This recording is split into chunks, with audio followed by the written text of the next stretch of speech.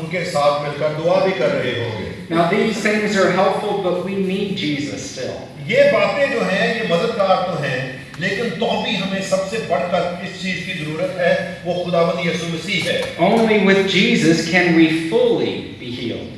اور صرف یسوع مسیح کے ساتھ ہی ہم کلی طور پر شفا پا سکتے ہیں, مکمل طور پر شفا پا سکتے ہیں.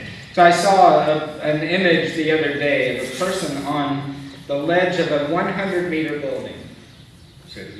I saw an image of a man who was standing on the ledge of a 100-meter tall building. اور میں نے کچھ دن پہلے ایک ایسے شخص کا مجسمہ دیکھا جو 100 میٹر بلند عمارت جو تھی اس کے کونے پہ کھڑا ہوا تھا. And he felt himself falling. اور وہ اس طرح محسوس کر رہا تھا کہ جیسے وہ گر رہا ہو. And I'll show you with what happened. His friend held him by the wrist.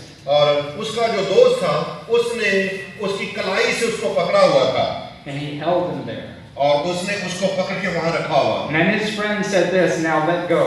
اور پھر جو دوست تھا اس نے اسے کہا کہ چھوڑ دے میرا ہاتھ. So let go.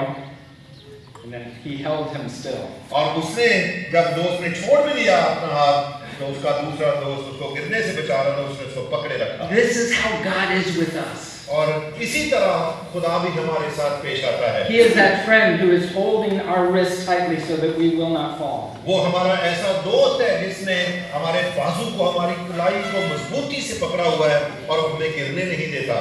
Now this is a second application because and it comes out of this. It's a heart of gratitude. اور دوسرا اس کا جو اطلاق ہے جو اس پیغام میں سے آتا ہے وہ کیا ہے؟ دلی شکر گزاری, کہ ہمارا دل شکر گزاری سے